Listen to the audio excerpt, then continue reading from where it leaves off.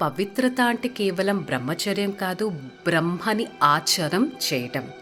మరి మీరందరూ బాబాతో ఆత్మిక సంభాషణలో చెప్తున్నారు, బాబా మేము పవిత్రత అయితే వదిలేశాము, కానీ అపవిత్రత యొక్క పిల్లలు పాపలు అందరూ మాతో ఉంటారు.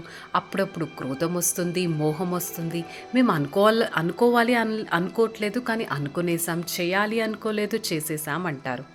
బాబా చెప్తున్నారు, ఎవరైనా మీ దగ్గర క్రోధంతో వస్తారు, మీరెందుకు తలుపులు తీశారు? ఆ క్రోధాన్ని యాక్సెప్ట్ చేసి మళ్ళీ వారికి క్రోధంతో మీరు రెస్పాండ్ అనేది చేస్తున్నారు. మరి బలహీనత అనే డోర్స్ మీరు అసలు ఎందుకు ఓపెన్ చేశారు? మీ మొట్టమొదటి వరదానం ఏంటి? పవిత్ర భవ, యోగి భవ కదా. మరి ఎందుకు మీరు జాగ్రత్తగా ఉండట్లేదని బాబా ఫస్ట్ గురించి చెప్పారు. నెక్స్ట్ శివరాత్రి రోజు ఏం చేస్తారు? జాగరణ చేస్తారు. సో మీరు కూడా సోమరితనం, నీరసత్వం, ఎక్స్క్యూజెస్ చెప్పడం, ఆరామంగా ఉండడం, వీటన్నిటి నుంచి మీరు జాగృతం అనేది చేయాలి. ఈ 3 విషయాలు మీరు జాగృతం చేసినట్టయితే సదా క్రోధము, అభిమానం, లోభము వీటి నుంచి ముక్తిగా అవుతారు. లేకపోతే ఎక్స్క్యూజెస్ ఒక చైన్ లాగా చెప్తుంటారు. అనుకోలేదు, అయిపోయింది, మాట్లాడాలనుకోలేదు, మాట్లాడేశాము, చేయాలనుకోలేదు, చేసేసాము, దీంట్లో మా దోషం ఏంటి, మేమైతే చాలా జాగ్రత్తగా ఉన్నాం కదా అని అంటారు.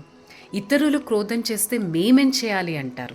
దీనికి బాబా చెప్తున్నారు, భగవంతుడి శ్రీమతం ఏంటి? వారు క్రోధం చేస్తుంటే మీరు క్రోధముక్తులుగా అవ్వడం కదా. మీరు ఈ ఒక్క జన్మలో మొత్తం కల్పపు ప్రాప్తి అంతా తీసుకుంటున్నారు. ఎంత శుభమైన ప్రాప్తి ఇది! ఇలాంటి ప్రాప్తి ఇంకెప్పుడైనా చూసారా? పర్వతం లాంటి పేపర్ వచ్చినా కూడా ఒక దూదిలాగా మీకు అనుభవం అవుతుంది. సో మీరు సీతారాములుగా అవ్వాలనుకోవట్లేదు కదా, లక్ష్మీనారాయణగా అవ్వాలి అనుకుంటున్నారు కదా. ఇన్ని జన్మల ప్రాప్తిని తీసుకుంటున్నారు. మరి ఎక్స్క్యూజెస్ చెప్తారు, మహారథి కూడా అలా చేస్తున్నారు కదా బాబా అంటారు. మహారథులు ఆ క్రోధం చేసే టైంలో వారిని అసలు ఎవరన్నా మహారథి అంటారా? అసలు మహారథులను ఎందుకు మీరు రోల్ మోడల్గా తీసుకుంటున్నారు? మీతో పాటు మొత్తం రాజ్యం అంతా తయారవ్వాలి కదా.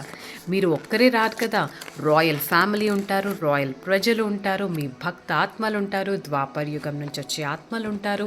వాళ్ళందరూ మిమ్మల్ని ఫాలో చేస్తున్నారు కదా. మీరెంత జాగ్రత్తగా ఉండాలి.